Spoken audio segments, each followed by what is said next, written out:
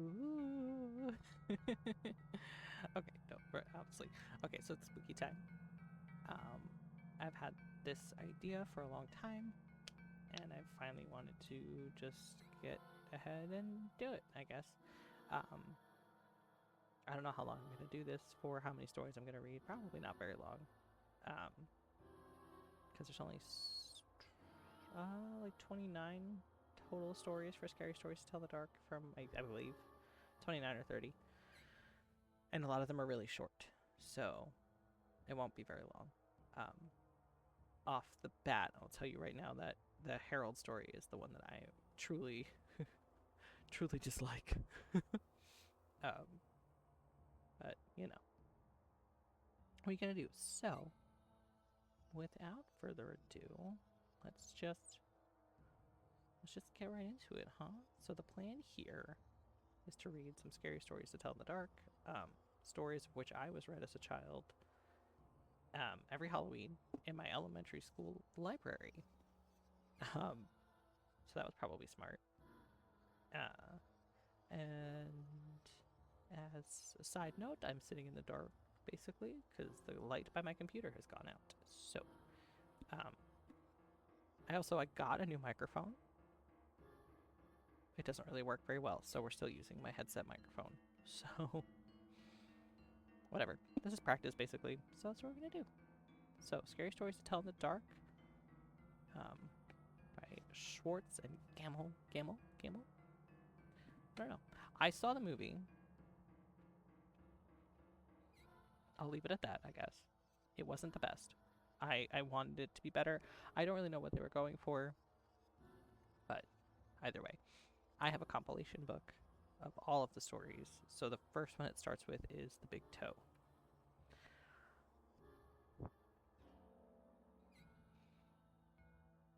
A boy was digging at the edge of the garden when he saw a big toe. He tried to pick it up, but it was stuck to something, so he gave it a good hard jerk and it came off in his hand. Then he heard something groan and scamper away. The boy took the toe into the kitchen and showed it to his mother. "It looks nice and plump," she said. "I'll put it in the soup and we'll have it for supper." That night, the father carved the toe into 3 pieces, and they each had a piece. Then they did the dishes, and when it got dark, they went to bed.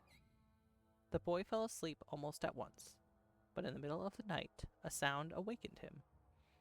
It was something out in the street. It was a voice, and it was calling to him. "Where is my toe?" it groaned. When the boy heard that, he got very scared. But he thought, "It doesn't know where I am. It will never find me." Then he heard the voice once more, only now it was closer. "Where is my toe?" it groaned. The boy pulled the blankets over his head and closed his eyes. "I'll go to sleep," he thought. "When I wake up, it will be gone." But soon he heard the back door open, and again he heard the voice. "Where is my toe?" it groaned. Then the boy heard the footsteps move through the kitchen, into the dining room, into the living room, into the front hall. Then slowly they climbed the stairs. Closer and closer they came. Soon they were in the upstairs hall.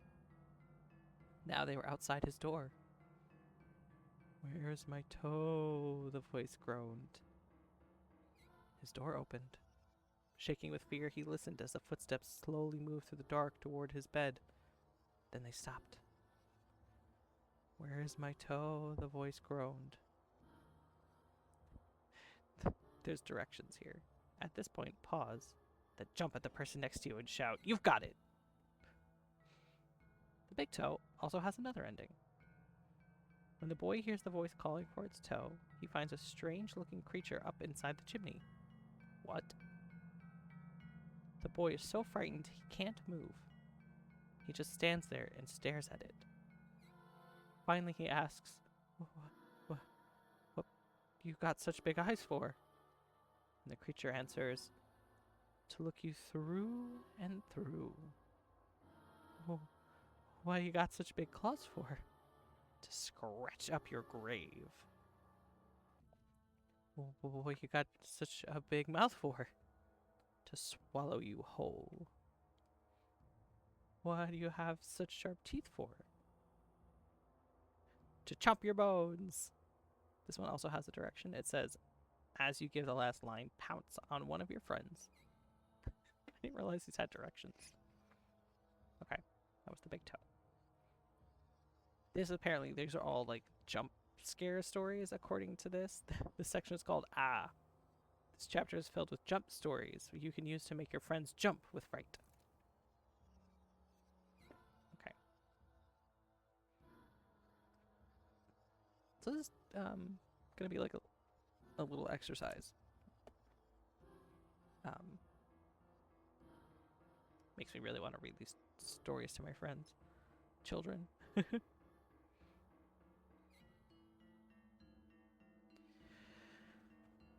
Okay. So. That's the big two. Like, I don't know what I wanted the movie to be. But it wasn't whatever they made. I'll tell you that. I'll tell you that for sure. The walk. My uncle was walking down a lonely dirt road one day. He came upon a man who was also walking down that road. The man looked at my uncle, and my uncle looked at the man. The man was scared of my uncle, and my uncle was scared of the man. But they kept on walking, and it began to get dark. The man looked at my uncle, and my uncle looked at the man. The man was very scared of my uncle, and my uncle was very scared of the man. But they kept on walking, and they came to a big wood. It was getting darker, and the man looked at my uncle, and my uncle looked at the man. The man was really scared of my uncle, and my uncle was really scared of the man. They kept on walking. Deep down into the woods they went. It was getting darker. The man looked at my uncle, and my uncle looked at the man. The man was terrible scared of my uncle, and my uncle was terrible scared of. The direction here is to scream. But I'm at home. I'm gonna tell you what, the next image in this book, I should have like scrolling images of what the pictures are because the artwork in this is fantastic. It's a chimney with two bloody feet hanging in the chimney.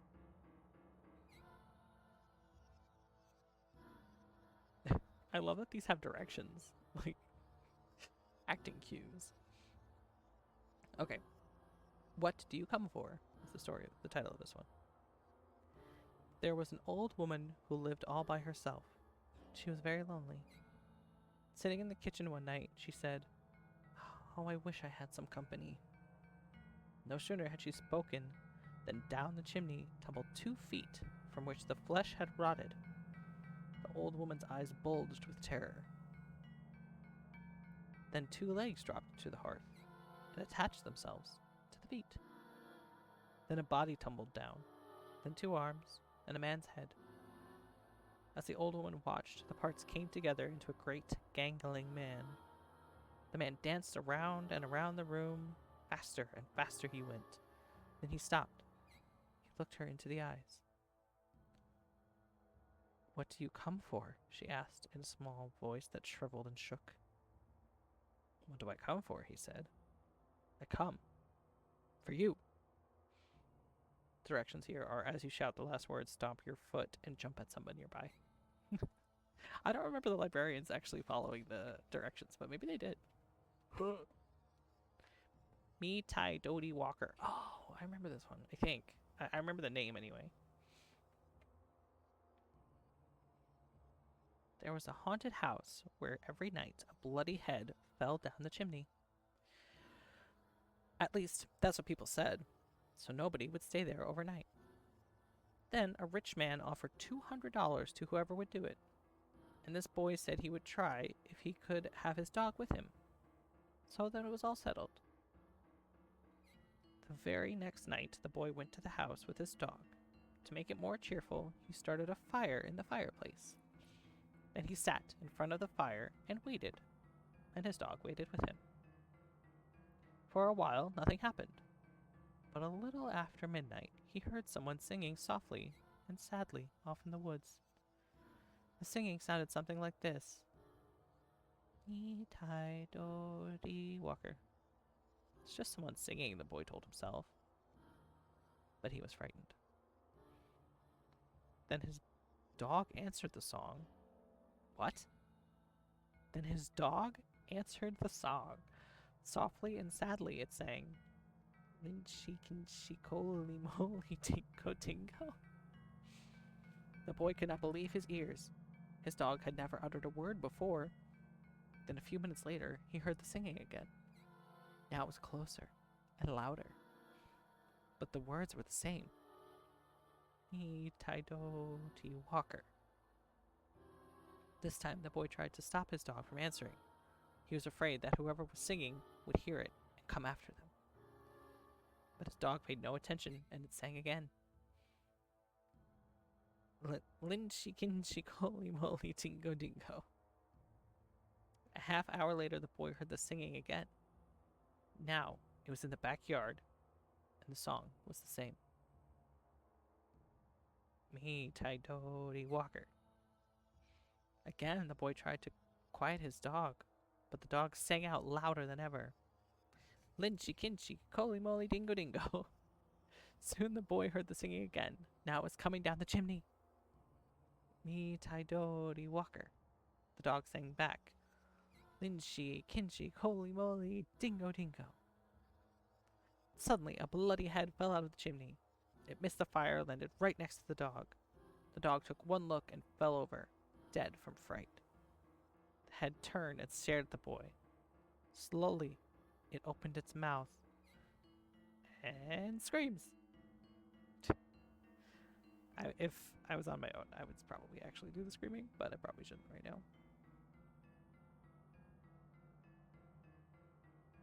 Because it just says turn to one of your friends and scream, ah.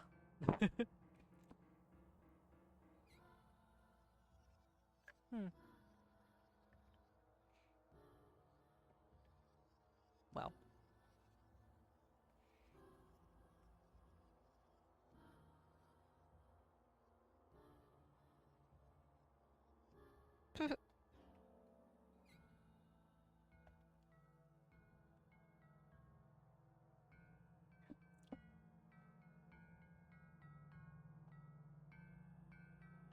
Somebody asking to let me know when I'm live, and I was like, oops, I'm already live, done been live for a couple minutes.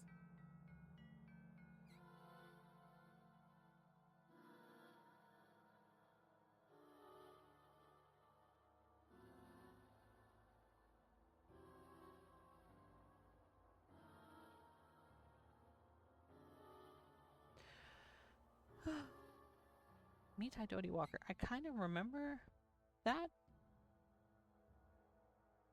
Like, little...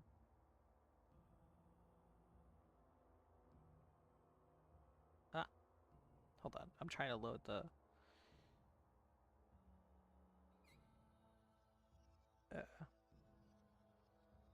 mobile version of Twitch, so that way I have it kind of like loaded in the corner.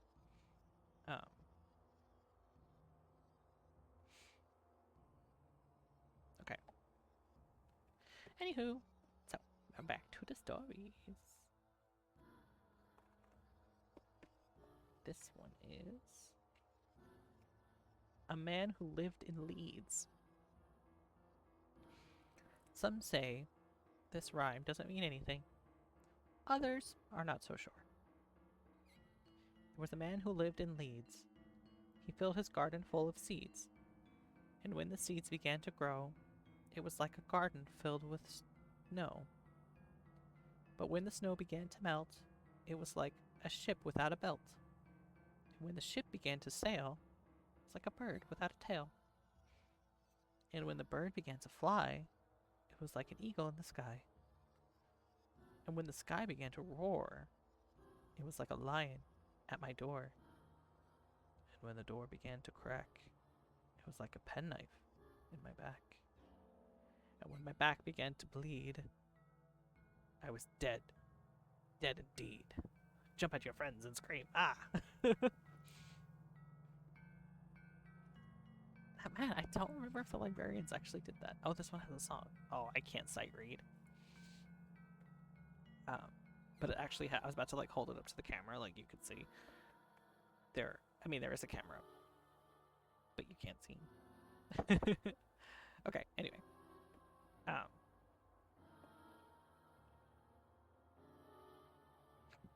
Oh, excuse me. Ooh. But it has like sheet music. But I'm just gonna read it because I am not that musically inclined. Old woman, all skin and bone.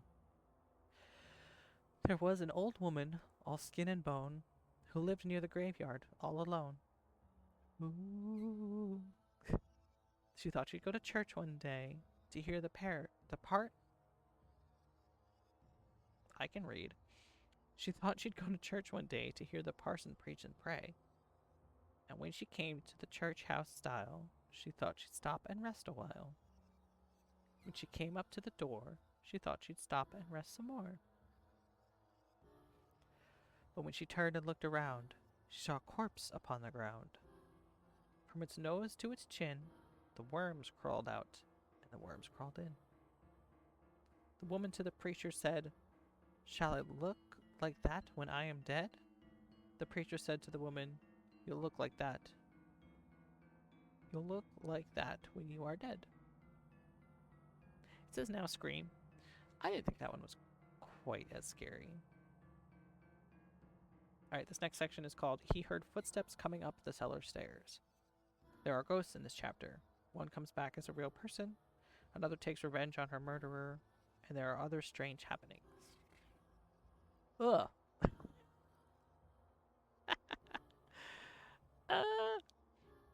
Listen, the artwork in this is great, but it's very visceral. So sometimes looking at it is just like, bleh, bleh. It's great. I don't even remember who drew the artwork. Hold on. It is Stephen Gamble. Okay.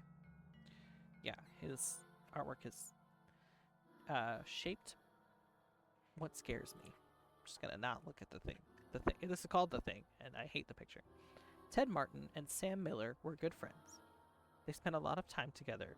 On this particular night, they were sitting on a fence near the post office talking about one thing and another. There was a field of turnips across the road. Suddenly, they saw something crawl out of the field and stand up. It looked like a man, but in the dark it was hard to tell for sure. Then it was gone. But soon it appeared again. It walked halfway across the road, then it turned around and went back into the field. Then it came out a third time and started toward them. By now, Ted and Sam were scared, and they started running. But when they finally stopped, they decided they were being foolish. They weren't sure what had scared them, so they decided to go back and get a better look. Pretty soon they saw it, for it was coming to meet them. It was wearing black pants, a white shirt, and white suspenders. Black suspenders. Sam said, "I'm going to try to touch it. Then we'll know if it's real." He walked up to it and peered into its face. It had bright, penetrating eyes sunk deep in its head. It looked like a skeleton. Ted took one look and screamed, and again he and Sam ran. But this time the skeleton followed them. When they got to Ted's house, they stood in the doorway and watched it. It stayed out in the road for a while. Then it disappeared. A year later, Ted got sick and died. Toward the end, Sam sat up with him every night. The night Ted died, Sam said he looked just like the skeleton. How come Ted's the one that died, but Sam's the one that wanted to touch it? Like, I have questions. And no answers.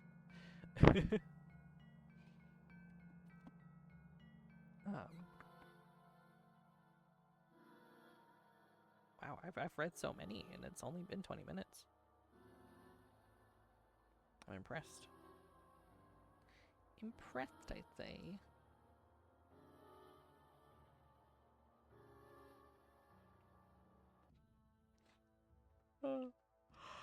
Excuse me. This probably will be a very long session. I'm pretty tired. Cold as Clay, this one is called. A farmer had a daughter for whom he cared more than anything on earth. She fell in love with a farmhand named Jim, but the farmer did not think Jim was good enough for his daughter. To keep them apart, he sent her to live with her uncle on the other side of the country.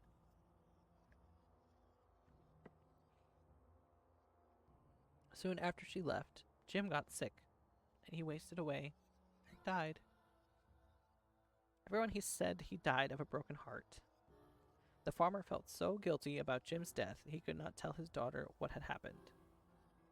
She continued to think about Jim and the life they might have had together. That was because I turned the page and there was another painting that's beautiful, amazing, immaculate, but terrifying. One night, many weeks later, there was a knock on her uncle's door. When the girl opened the door, Jim was standing there.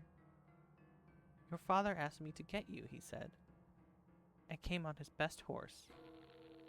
Is there anything wrong? She asked. I don't know, he said. She packed a few things, and they left. She rode behind him, clinging to his waist. Soon he complained of a headache. It aches something terrible, he told her. She put her hand on his forehead. Why, you're as cold as clay, she said. I hope you're not ill. And she wrapped her handkerchief around his head. They traveled so swiftly that in a few hours they reached the farm. The girl quickly dismounted and knocked on the door. Her father was startled to see her. Didn't you send for me? She asked. No, I didn't, he said. She turned to Jim, but he was gone, and so was the horse. They went to the stable to look for them. The horse was there. It was covered with sweat and trembling with fear, but there was no sign of Jim. Terrified, her father told her the truth about Jim's death. Then quickly, he went to see Jim's parents. They decided to open his grave. The corpse was in its coffin, but around its head, they found the girl's handkerchief. Dun dun dun. Anyway. And this next one is called The White Wolf. The timber wolves around French Creek had gotten out of hand. There were so many wolves, the farmers could not stop them from killing their cattle and sheep. So the state put a bounty on them. It would pay a hunter $10 for every wolf pelt he turned in. A butcher in town named Bill Williams thought it was pretty good money. He stopped working as a butcher and started killing wolves. He was good at it. Every year he killed over 500 of them. That came to more than $5,000. It was quite a bit of money in those days. Excuse me. After 4 or 5 years, Bill had killed so many wolves, there were hardly any left in that area. So he retired. He vowed never to harm another wolf because wolves had made him rich.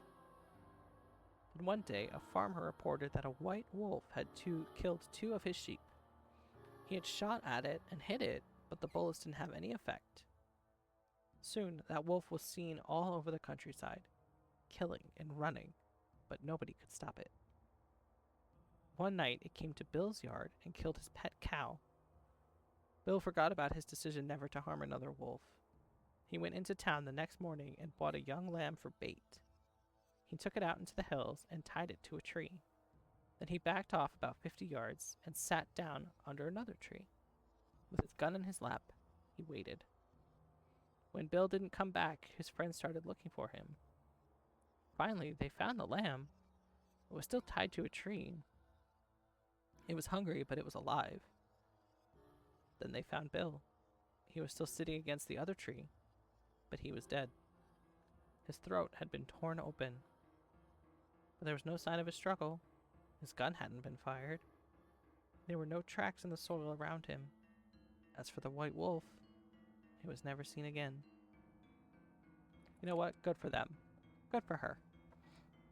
Okay, this one's called The Haunted House. One time, a preacher went to see if he could put a haunt to What? Okay, wait, hold on. Redo. This one is called The Haunted House. One time, a preacher went to see if he could put a haunt to rest in a house in his settlement. The house had been haunted for about 10 years. Several people had tried to stay there all night, but they always would get scared out by the haunt. So this preacher took his Bible and went to the house. Went on in, built himself a good fire, and lit a lamp. Sat there reading the Bible.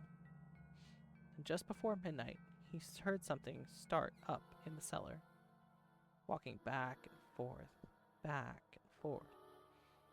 Then it sounded like somebody was trying to scream and got choked off. Then there was a lot of thrashing around and struggling. Finally, everything got quiet.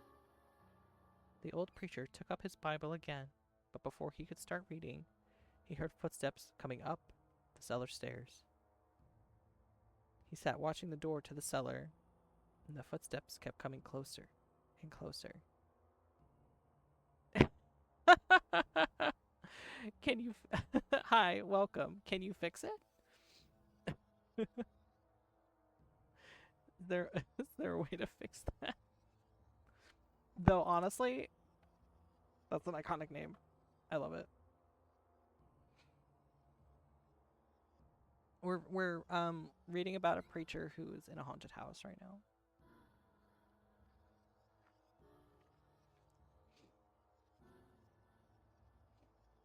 Yeah, it is a great name. Thank you for joining my little circle of reading scary stories. Where were we? Right, something was coming up the cellar stairs. Okay. The old preacher took up his Bible again, but before he could start reading, he heard footsteps coming up the cellar stairs. He sat watching the door to the cellar, and the footsteps kept coming closer and closer. He saw the doorknob turn, and when the door began to open, he jumped up and hollered, "What do you want?" The door shut back easy-like, and there wasn't a sound. The preacher was trembling a little, but he finally opened the Bible and read a while. Then he got up and laid the book out on the chair and went to mending the fire. Then the haunt started walking again. Step, step, step, up the cellar stairs. The old preacher sat watching the door, saw the doorknob turn, and the door open. It looked like a young woman. He backed up and said, "Who are you? What do you want?" Ha! So, hi, welcome. As you have just joined, I've read a couple of stories now, and all of the artwork in this book is, of course, amazing, immaculate, beautiful, wonderful, but also kind of terrifying in a way. And I just turned the page to the iconic photo of the, like, gaunt, sunken-eyed, melting woman. So that just startled me. I'm just gonna put that out there. I wish I had like a scroll of all the pictures that are in these books, and I should do that for the next time because I'm not going to read the whole book right now. But I should definitely do that for next time. Anyway, the haunt sort of swayed like she didn't know what to do. Then she just faded out. Excuse me. The old preacher waited and waited. And when he didn't hear any more noises, he went over and shut the door. He was sweating and trembling all over, but he was a brave man, and he thought he'd be able to see it through. So he turned his chair to where he could watch, and he sat down and waited. It wasn't long before he heard the haunt start up again, slowly. Step, step, step. Closer and closer. Step, step. And it was right at the door. The preacher stood up and held his Bible out before him. Then the knob slowly turned, and the door opened wide. This time the preacher spoke quiet-like. He said, "In the name of the Father, the Son, and the Holy Spirit, who are you, and what do you want?" The haunt came right across the room, straight to him, and took hold of his coat. It was a young woman, about 20 years old. Her hair was torn and tangled, and the flesh was dropping off her face so he could see the bones and parts of her teeth. She had no eyeballs, but there was a sort of blue light in the way back of her eye socket. She had no nose to her face. Then she started talking. It sounded like her voice was coming and going with the wind blowing it. She told how her lover had killed her for her money and buried her in the cellar. She said if the preacher would dig up her bones and bury her properly, she could rest. Then she told him to take the end joint of the little finger of her left hand and lay it in the collection plate at the next church meeting. He'd find out who'd murdered her. And she said, if you come back here once more after that, you'll hear my voice at midnight, and I'll tell you where my money is hid, and you can give it to the church. The haunt sobbed like she was tired, and she sunk down toward the floor and was gone. The preacher found her bones and buried them in the graveyard. The next Sunday, the preacher put the finger in the bone collection plate, and when a certain man happened to touch it, it stuck to his hand. The man jumped up and rubbed and scraped and tore at the bone, trying to get it off. Then he went to screaming like he was going crazy. Well, he confessed to the murder, and they took him to jail. After the man was hung, the preacher went back to the house one midnight, and the haunt's voice told him to dig under the hearth rock. He did, and he found a big sack of money. And where the haunt had held on his coat, the print of those bony fingers was burned right into the cloth. It never did come out. Whew. Have a drink. Man, I keep yawning. Oh, that was a good one. I liked that one.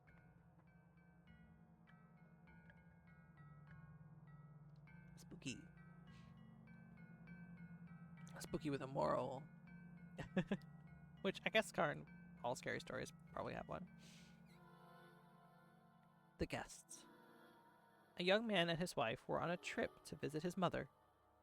Usually they arrive in time for supper, but they had gotten on a late start, and now it was getting dark.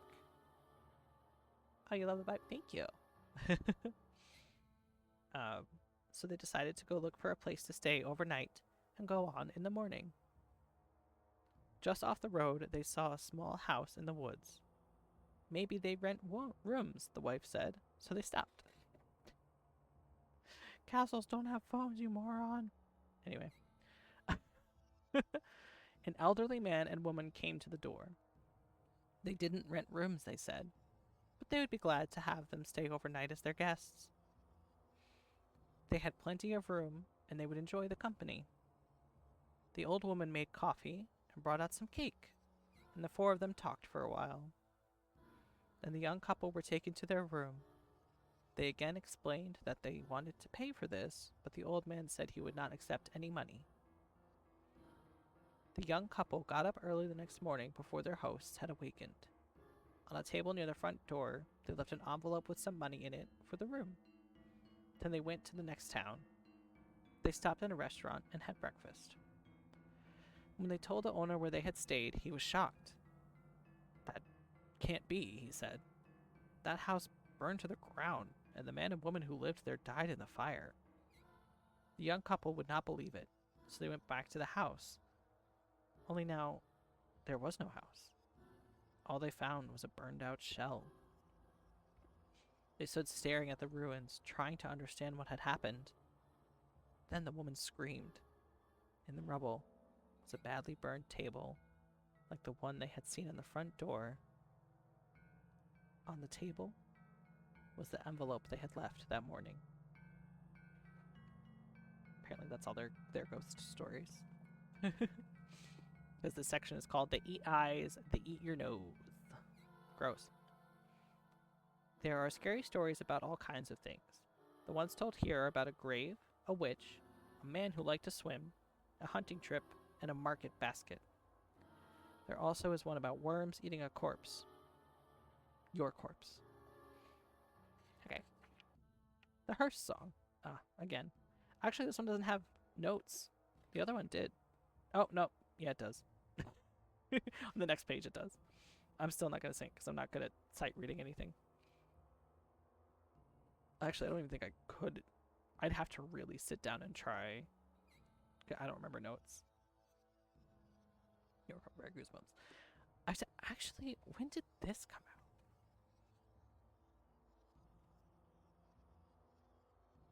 What is the copyright date? The 80s. Yeah. So, 1981, these stories came out. Maybe that's also why I like Goosebumps so much. Because they all kind of came from similar cloth. And I always read these as a child. It's been a very, very many years since I last read these stories. So it's kind of fun to go back. Alright, this one is called The Hearse Song. That won't be a song for me, it'll be a poem. Don't you ever laugh as the hearse goes by, for you may be the next one to die. They wrap you up in a big white sheet, from your head down to your feet. They put you in a big black box, and cover you up with dirt and rocks. All goes well for about a week, then your coffin begins to leak. The worms crawl in, the worms crawl out. The worms play Pinnacle? What the hell? What is this word? The worms play pinnacle on your snout? I don't even know what that word is. They eat your eyes, they eat your nose, they eat the jelly between your toes. Heh. Crawls in your stomach and out your eyes. Your stomach turns to a slimy green, and pus pours out like whipping cream. You spread it on a slice of bread. That's what you eat when you are dead. Thanks, I won't. You know what, I think I'll just order something else to eat. Alright, this one is called The Girl Who Stood on a Grave. Some boys and girls were at a party one night. There was a graveyard down the street, and they were talking about how scary it was. Don't ever stand on a grave after dark, one of the boys said. The person inside will grab you. He'll pull you under. That's not true, one of the girls said. It's just a superstition. I'll give you $1 if you stand on a grave, said the boy. The grave doesn't scare me, said the girl. I'll do it right now. And the boy handed her his knife. Stick this knife in one of the graves, he said. Then we'll know you were there. The graveyard was filled with shadows and was as quiet as death. There's nothing to be scared of, the girl told herself. But she was scared anyway. She picked out a grave and stood on it. Then quickly she bent over and plunged the knife into the soil, and she started to leave. But she couldn't get away. Something was holding her back. She tried a second time to leave, but she couldn't move. She was filled with terror.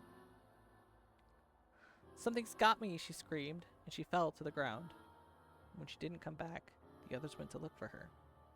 They found her body sprawled across the grave.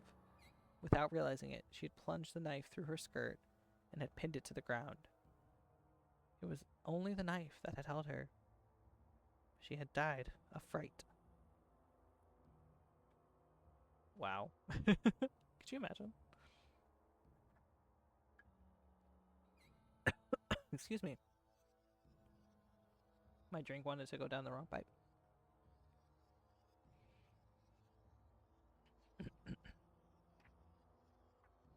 I'm wondering, when does the one that I hate the most come up?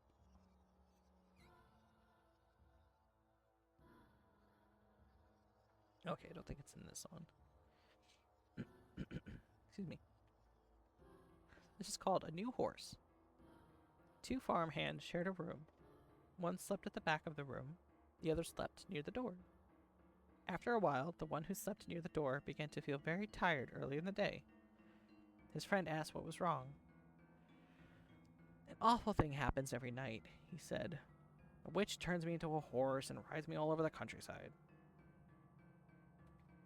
I'll sleep in your bed tonight, his friend said. We'll see what happens to me. He had no questions about that? he just bought that wholesale. He was like, all right, well, if you're not getting any good sleep because the witch keeps turning you into a horse, I'll sleep in your bed, and when she turns me into a horse, maybe you can get some rest. Hello? Okay. About midnight, an old woman who lived nearby came into the room. She mumbled some strange words over. Oh, she mumbled some strange words over the farmhand, and he found he couldn't move. And she slipped a brindle on him, and he turned into a horse. The next thing he knew, she was riding him across the fields at breakneck speed, beating him to make him go even faster. Soon they came to a house where a party was going on. There was a lot of music and dancing. They were having a big time inside. She hitched him to the fence and went in. While she was gone, the farmhand rubbed against the fence until the bridle came off, and he turned back into a human being. Then he went into the house and found the witch. He spoke those strange words over her, and with the bridle that he had turned her into a horse. The jiggles. Ah, yes. Some for scary stories, some for the fact that my model likes to bounce. Then he rode her to the blacksmith and had her fitted with horseshoes. After that, he rode her to the farm where she lived. I have a pretty good filly here, he said. Oh, he told her husband, but I need a stronger horse. Would you like to trade? The old man looked her over, and he said he would do it. So they picked out another horse, and the farmhand rode away. Her husband led his new horse to the barn. He took off the bridle and went to hang it up. But when he came back, the new horse was gone. Instead, there stood his wife with horseshoes nailed to her hands and feet. Wow, that took a turn. That was like, you really go into it thinking that this witch is going to be the problem. No, it's this other guy. This guy's like, nah. No, it would be better if I turned into a horse and then turn her into a horse and torture her by getting her have hooves put on her. Some people, different strokes for different folks, I guess. Like, what the fuck? Okay, this one's called Alligators. A young woman in town married a man from another part of the country. He was a nice fellow, and they got along pretty well altogether. There was only one problem. Every night he'd go swimming in the river. Sometimes he would be gone all night long, and she would complain about how lonely she was. This couple had 2 young sons. As soon as the boys could walk, their father began to teach them how to swim. And when they got to be old enough, he took them swimming to the river at night. Often, they would stay there all night long, and the woman would stay home all by herself. After a while, she began to act in a strange way. At least, that is what the neighbors said. She told them that her husband was turning into an alligator, and that he was trying to turn the boys into alligators. I don't know, last story, there was someone turning someone into a horse, so it's possible. Everybody told her there was nothing wrong with a man taking his son swimming. That was a natural thing to do, and when it came to alligators, there just weren't any nearby. Everybody knew that.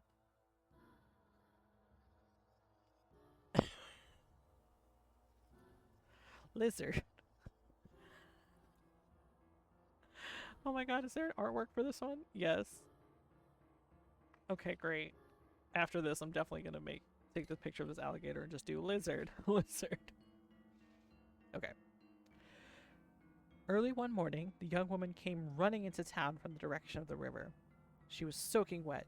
She said a big alligator and 2 little alligators had pulled her in and had tried to get her to eat a raw fish. They were her husband and her sons, she said, and they wanted her to live with them. But she had gotten away. Her doctor decided she had lost her mind, and he had her put in the hospital for a while. After that, nobody saw her husband and sons again. They just disappeared. But now and then, a fisherman would tell about seeing alligators in the river at night. Usually it was 1 big alligator and 2 small ones. But people said they were just making it up. Everybody knows there aren't any alligators around here. Lizard. How much? Let's see. It's so cool to kind of go back to this after all this time.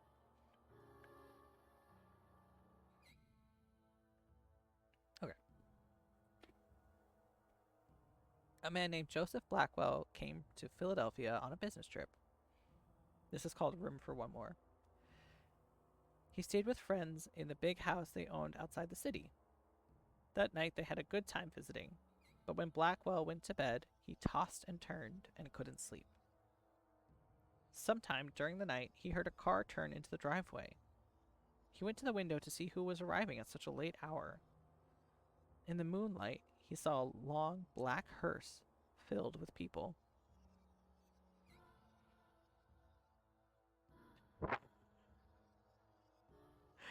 Honestly, the last story with the alligator, yeah. He was just like, alright, lady, you're crazy. Meanwhile, yeah, and how long is a while? To the fact that, like, every now and then people tell stories about the alligators. A while, that would imply that she was getting out. No. They just kept her there. Where was it? So the guy was in the driveway. Oh, the hearse filled with people. The driver of the hearse looked up at him. Then Blackwell saw his queer, hideous face, and he shuddered. The driver called to him, "There's room for one more." And he waited for a minute or two, and he drove off. You have to pause your murder to learn about this murder. Which, I mean, like, was she murdered? Lobotomized is probably correct. So this driver had a queer face. I too have a queer face, thank you. In the morning, Blackwell told his friends what had happened. "You were dreaming," they said. "I must have been," he said, "but it didn't seem like a dream." After breakfast, he went into Philadelphia.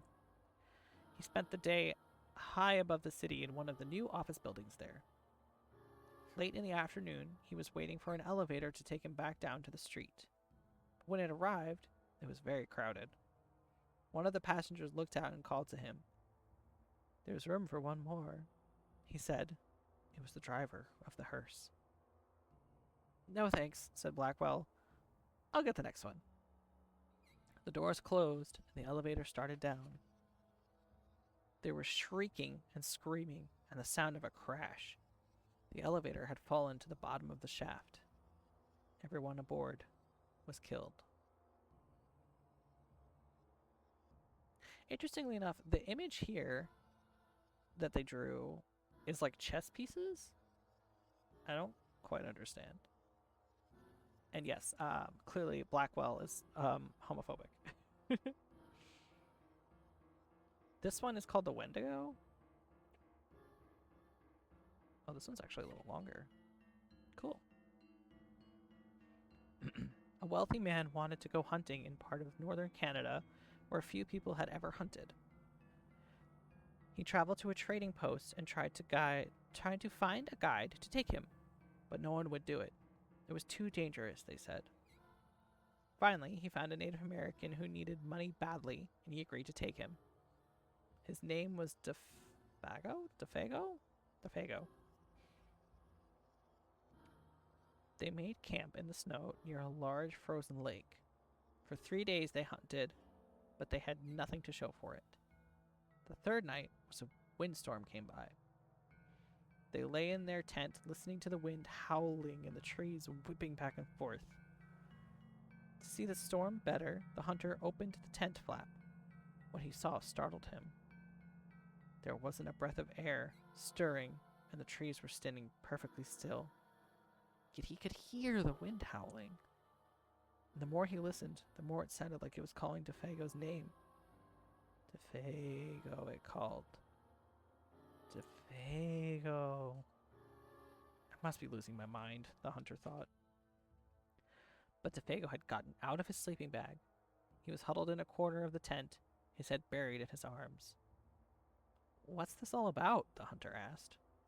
It's nothing, DeFago said, but the wind continued to call to him, and DeFago became more tense and more restless. DeFago, it called. DeFago. Suddenly, he jumped to his feet and began to run from the tent. The hunter grabbed him and wrestled him to the ground. You can't leave me out here, the hunter shouted.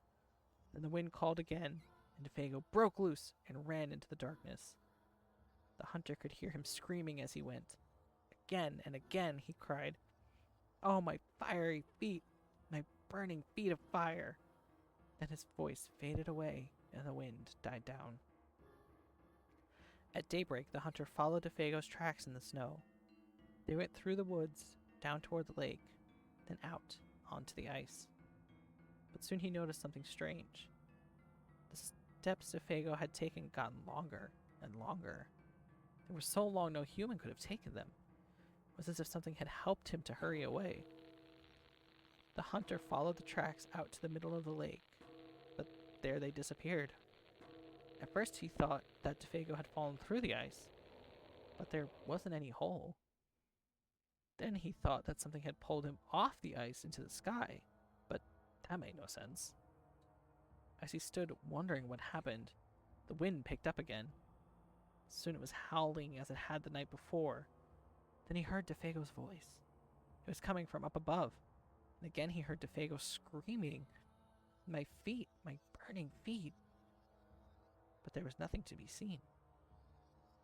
Now the hunter wanted to leave that place as fast as he could. He went back to camp and packed. Then he left some food for DeFago and he started out. Weeks later, he reached civilization. The following year, he went back to hunt in that area again. He went to the same trading post to look for a guide. The people could not explain what had happened to DeFago that night, but they had not seen him since then. "Maybe it was the Wendigo," one of them said, and he laughed. "It's supposed to come with the wind. It drags you along with great speed until your feet are burned away, and more of you than that. Then it carries you into the sky and it drops you." It's just a crazy story, but that's what some of the natives say. A few days later, the hunter was at the trading post again. A native came in and sat by the fire. He had a blanket wrapped around him, and he wore his hat so that he couldn't see his face. The hunter thought there was something familiar about him. He walked over and asked, "Are you DeFago?" The man didn't answer. "Do you know anything about him?" No answer. He began to wonder if something was wrong, if the man needed help, but he couldn't see his face. "Are you all right?" he asked. To get a look at him, he lifted the man's hat. Then he screamed. There was nothing under the hat but a pile of ashes. Interesting. I wonder where they got that idea from. Oh, there's a moth in my room. Sorry. I'm like, what the fuck is that? It's a moth. Okay.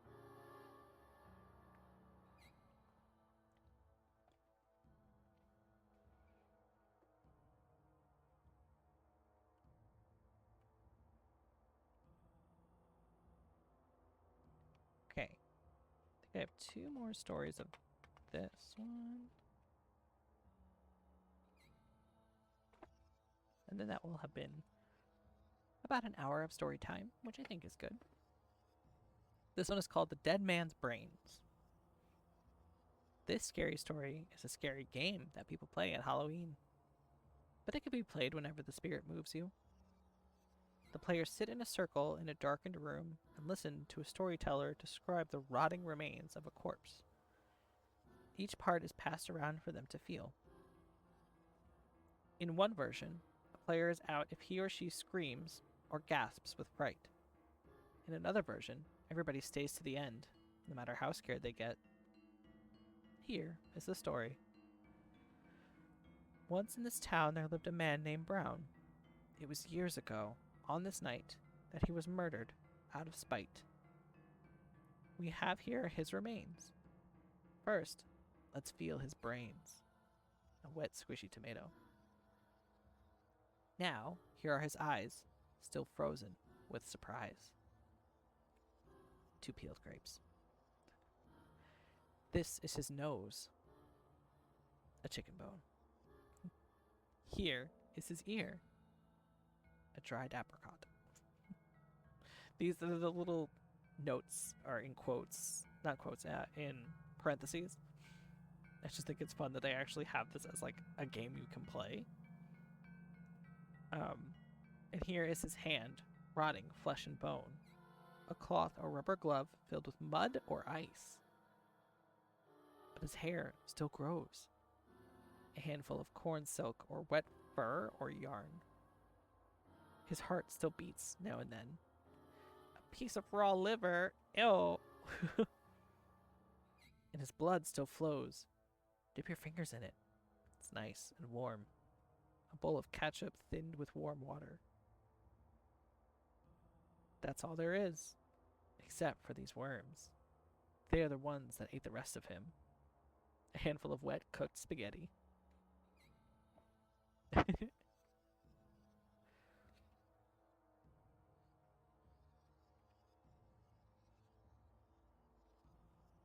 Okay, I'm actually going to read 2 more stories because the one after this one is a classic, in my opinion. So we're going to read 2 more. This one is called May I Carry Your Basket? Wasted sock. Great question. Wouldn't you like to know, Weather Boy? May I carry your basket? Sam Lewis spent the evening playing chess at his friend's house. It was about midnight when they finished their game and he started home. Outside it was icy cold and as quiet as the grave. As he came around a turn in the road, he was surprised to see a woman walking ahead of him.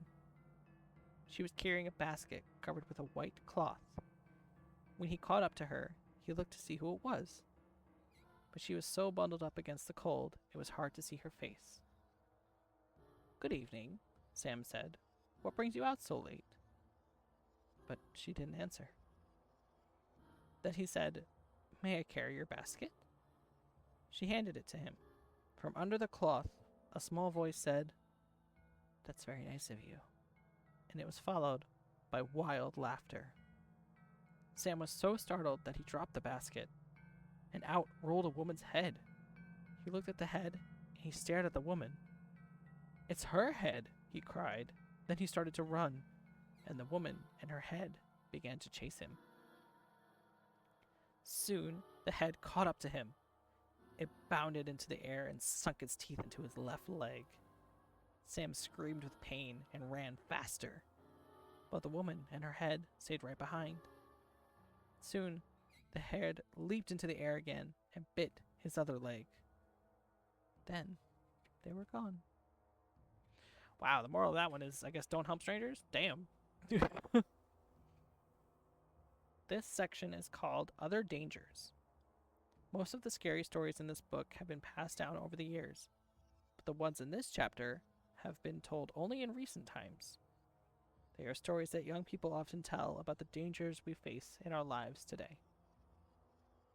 So this is the one that I think we all know in some way. It's called The Hook. Donald and Sarah went to the movies. Then they went for a ride in Donald's car. They parked it up on a hill at the edge of town. From there, they could see the lights up and down the valley. Donald turned on the radio and found some music. But an announcer broke in with a news bulletin. A murderer had escaped from the state prison. He was armed with a knife and was headed south on foot. His left hand was missing. In its place, he wore a hook. "Let's roll up the windows and lock the doors," said Sarah. "That's a good idea," said Donald. "That prison isn't too far away," said Sarah. "Maybe we really should go home." Yes, hook hand or corridor. But it's only 10 o'clock, said Donald. "I don't care what time it is," she said. "I want to go home." "Look, Sarah," said Donald. "He's not going to climb all the way up here. Why would he do that? Even if he did, all the doors are locked. How could he get in?"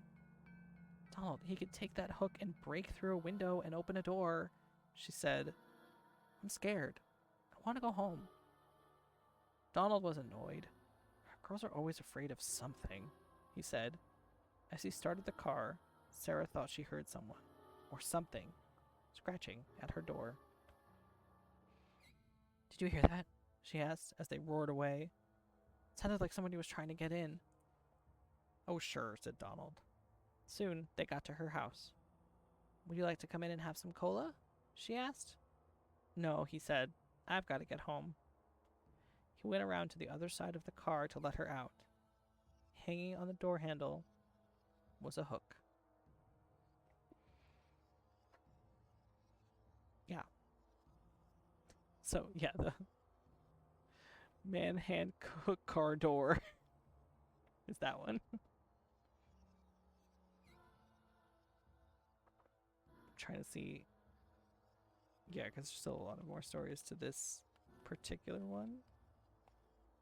Where is the one that really freaked me out as a kid?